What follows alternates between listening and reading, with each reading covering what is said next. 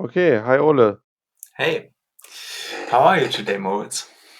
I'm fine. How are you? I'm good. Did you have a good weekend? Yeah, it was really nice. So, a new week, and now uh, I think we like to talk in our first episode of this podcast series about the trash on LinkedIn. Correct. What we noticed, or what I noticed, is that a lot of people on LinkedIn pretend they want to help you, and then they generate some big post using ChatGPT, or they just basically it's just trash content, in my opinion. Um, what about you? Did you ever come across any kind of bad content on LinkedIn? Oh yeah, I think there's many sales content at the moment, not so many knowledge or real company development content. And I noticed that the most content on LinkedIn currently is absolute salesy content or bad generated content with ChatGPT or any other AI systems. So it's really all the same stuff, and people are talking all about the same. Then no so many differentiations between each person that is writing currently. Interesting. Okay, and how do you manage to find the good content? Oh, it's difficult. I don't find good content. Sometimes if I comment on posts or reading some interesting things that's just popping up in my timeline. And what about you? How do you find good content at the moment? Actually, when I started out on LinkedIn, I would always hide the people who have bad content. Like I select in LinkedIn, I don't want to see this content. I don't want to see this content. Like my For one content? hour, I would continuously select this, but it seems to be a bit difficult, especially when you get an influx of new contacts. Then you have to again weed out all the shit all the Yeah, time. for sure. I'm not sure if I have a good strategy right now. I think the Um, main problem is that if you get a contact request, you always follow the people and then get their content. And mostly this is rubbish and trash content that's not that interesting. Yeah, that's not the field of my interest. It's maybe my opinion, but I like to read technical stuff and company development stuff most. But I like to have some context in other fields, but I don't like their content. And mostly these people are um, that are writing many things on LinkedIn. And so the algorithms may be pushing them, and there are also content where many people react on it. And then I always get it pushed in my timeline. And the people that might not optimize their content for um, clicks, that's the people that don't get pushed on the timeline. And then I missed out sometimes really interesting topics. And it's a bit annoying, but I don't know. Yeah, this kind of algorithm needs clicks, and that people that play the game nicely are the most people in my timeline. So maybe I just follow the wrong people.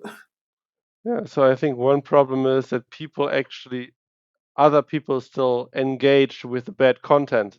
I don't know why, but I see a lot of content that I wouldn't call really good, but maybe it somehow catches the people, and the people get triggered, and they comment or like or something like that. And so I think one thing one can do is when we add a person on or send a contact request on LinkedIn, we can immediately unfollow the person, even though we have sent the contact request. But it's an additional click, and that's why I have never done this before myself. But it's possible, right?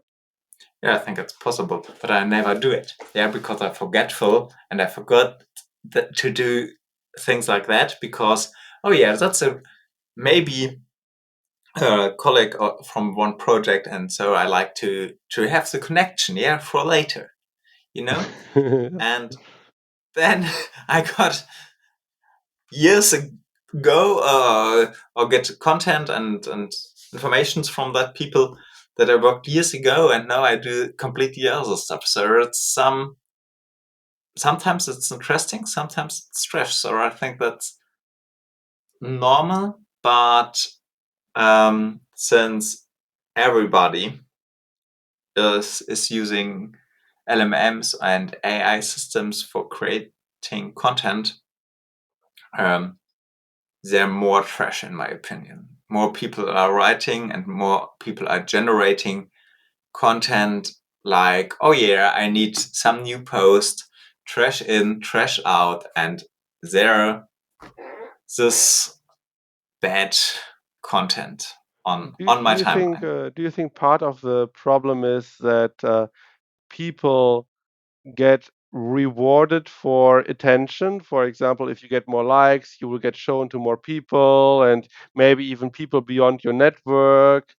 Um, maybe would it maybe be better to not have this effect, like not have as much as a multiplicator, for example, through links, through likes or comments, or I don't know.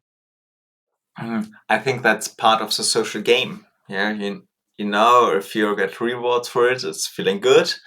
So it's nice to have many views and many clicks. And I think that's part of social networks to live. But I personally would prefer if the content is more from my personal selected timeline. Yeah, that I can curate my timeline and say, okay, in the morning I like to see my curated timeline and don't get the most viewed posts or the most engaging posts, so that I can read my personal timeline. And maybe later in the day I like to burn some time off Mm. and get this other content too. Yeah, so that I Why can is it switch. big corporations like LinkedIn or Microsoft not interested in a curated timeline? What do you think? They could have long done it, right? I mean, that's Yeah, they could have done it. I don't know. Maybe because then it's harder to get their ads in. Yeah, because I think at the moment on my LinkedIn, I'm unsure how it's on your timeline, but on my timeline, I think each third or fourth post is some kind of ad, paid ad. So, and I think they would, um, it would be harder to get a special ad in that reach out to people if you have a more selected, curated timeline. that might be true, yeah. And that's why, because it would be much nicer if I could just select the people I want to see in my timeline instead of unselecting the people who I don't want to see in my timeline.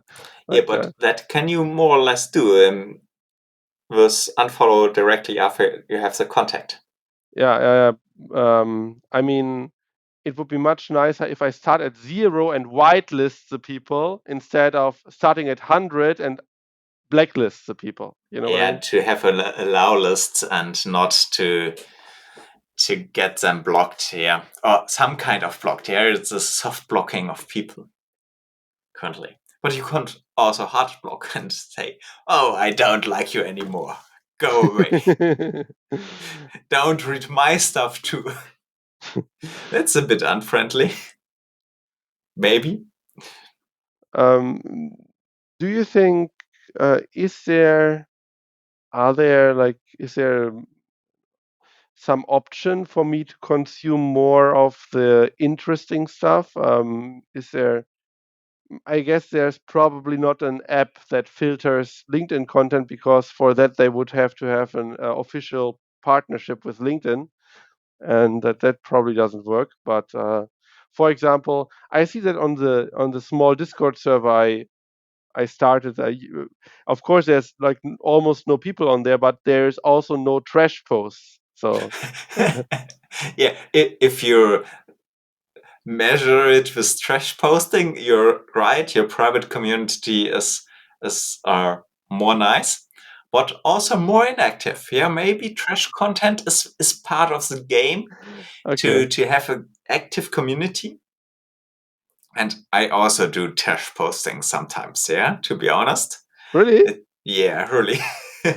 I'm sure some people think that I only trash post, and um, I think that's part of the social media game to also do some kind of trash posting. Yeah, you could not reach out to everybody, and some people think, oh, it's absolutely trash what you're doing. But I think a good way of doing it is to have groups and read special in the groups and not so there in the Uh, main timeline. But yeah, I think a private active community would be the most empowered field for company and community development. Yeah, if you have a good running private community, that will be the absolute best booster for you, for your personal development, for your company development, for your network to reach out to people. If you have an active community, and sometimes they are a bit active, if I still yeah. remember correctly, um, it's good to have a network to reach out to these people. And now I get feedback if I do writing there some kind of content. But I think my personal content in your Discord community is always some kind of trashy content, like, okay, it's Friday, what do you have done this week? I think that's not helpful for everybody. Yeah, it's Yeah. more some experiment to get the people more active. Yeah. Correct. But I think, yeah, that's such like building such a community is kind of the opportunity because LinkedIn doesn't allow these curated spaces. Because if you have a curated space on LinkedIn, it almost feels like your private, individualized community because you filter the posts so much. Yeah, right. It's. I think that's because we don't have StudiVZ anymore. Right? Yeah, too much privacy. You need this kind of, okay, I try to reach out to everybody on the network and get the engagement, and so there needs to be a good hook, and then I get the click on more, and then the Mm, people might be getting my content and might engaging with it. Yeah, but is that not the same we do every day in our normal social lives? Social life. We get on the street and we hope we meet nice people, especially if we go to some kind of bar camp or other social event for company founders. hmm. But I think people are acting differently in person than online. That we are, for example, we have the problem, which is maybe a little bit related, that nowadays there's so much online. So in a bigger company, every employee says his or her opinion because it's online. If you would have been meeting in person with the people, then there are a lot of people who are more shy, they keep quiet, and then there's like two or three big opinions, and then you take a vote, and then you do what one of those opinions. But if it's all online in your news feed on LinkedIn, I think that it gives everyone a voice, but I think it's also can also be negative because you get a lot of voices and a lot of shit. Yeah, sure. But in my opinion, I would like to have it in my company that everybody has a voice and could speak up to present his opinion on his or her opinion on a topic. But it's different than on LinkedIn or any other social network. I think LinkedIn is at the moment the most controlled or social controlled network. So because you have your real name on it, you stand with your name there and do only shit posting that will be okay if your grandmother is watching you. Yeah, okay. Yeah. If so, on other networks like Blue Sky or X or Instagram or maybe TikTok, there's more anonymity, and so you do even more shit posting. So it's That on might be LinkedIn, true, it's yeah. mostly business related shit posting or sometimes political related shit posting. And many people that don't um, individualize their AI content.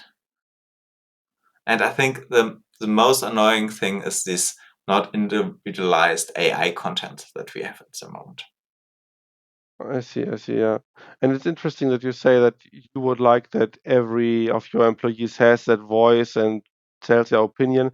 Maybe it's different when it's a bigger company. For example, you're sitting with 60 people in a voice call, not with 6 people, and then everyone wants to say their opinion. um, Yeah, maybe the call is too big, in my opinion. Yeah, if you need more than 2 pizzas, your meeting is too big. And so I have only meetings with myself. because you eat 2 pizzas alone. Yeah, so perfect sizing, and nobody has an opinion against my ideas. No, but you understand, yeah, if your groups and your meetings are not so big, you could hear the voices and get the opinions. And I think that's especially in founding and scaling up a company really important to hear the people, if you like. And so That's right very sizing of interesting. meetings is the most important step to have a good meeting. Yeah, 60 people is a lot. Yeah, that's more like a town hall and you're speaking to your people and they don't have an opinion. That's more to inform about really important stuff. Yeah. Oh, okay. I don't want to drift too much from the topic, but Yeah. yeah. But I think there's no more to say on this LinkedIn topic. Or do you have any more opinions? I don't. Actually, yeah, I think we're fine for now. That was a good test. Fine. Then we should stop the record. Stop the vote.